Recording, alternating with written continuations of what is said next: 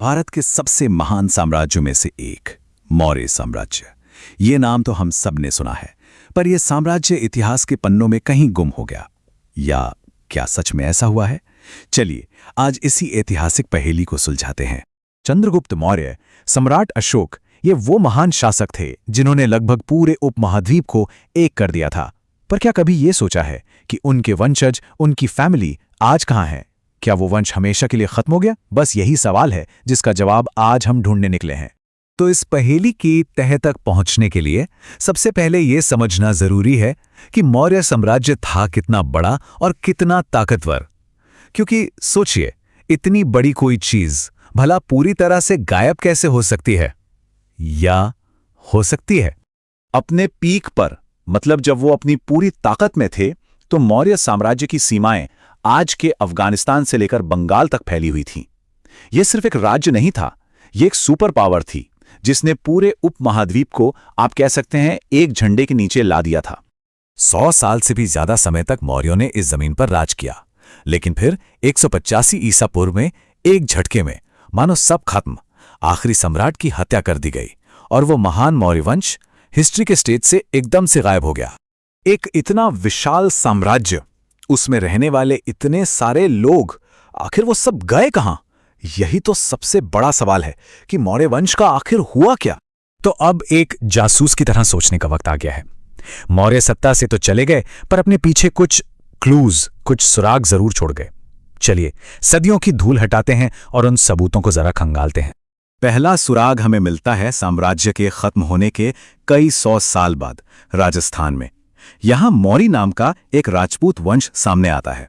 और सबसे इंटरेस्टिंग बात क्या है, मशहूर चित्तौड़ का किला कहते हैं इन्हीं लोगों ने बनवाया था। और फिर हमें मिलता है एक पक्का सबूत। उसी इलाके से मिला एक पुराना पत्थर का शिलालेख, और उस पर साफ साफ लिखा है कि ये मौर्य शासक मौर्य वंश के ही थे। ये तो एक बहुत बड़ा लिंक है ना? और ये कहानी सिर्फ राजस्थान तक ही सीमित नहीं है। उधर भारत के पश्चिमी तट पर कोंकण में एक और डायनेस्टी मौर्य नाम से ही राज कर रही थी। इससे एक बात तो साफ होती है कि शाही परिवार शायद एक जगह नहीं टिका, बल्कि देश के अलग अलग हिस्सों में फैल गया। अच्छा, पत्थर और शिलालेख तो पुरानी कहानी बताते हैं, लेकिन क्या हो अगर सबूत हमारे बीच आज भी जिंदा हों?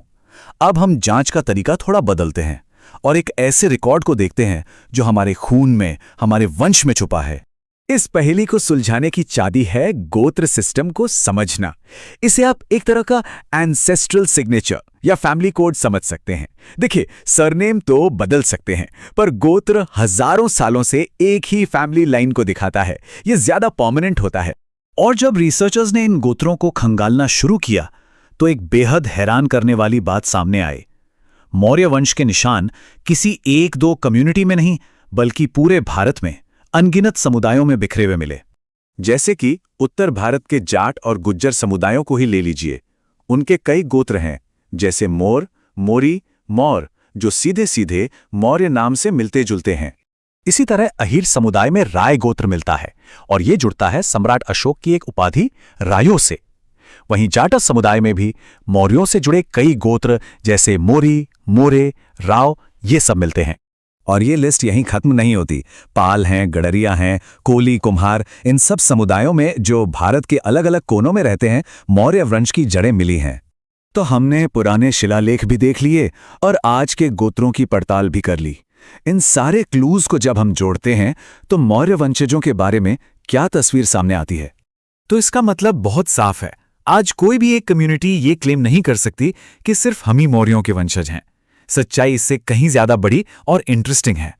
तो हमारे इस रहस्य का जवाब यह है कि मौर्य वंश गायब नहीं हुआ। वो बस समय के साथ भारत के अनगिनत समुदायों में ऐसे घुल मिल गया जैसे नदी समंदर में मिल जाती है।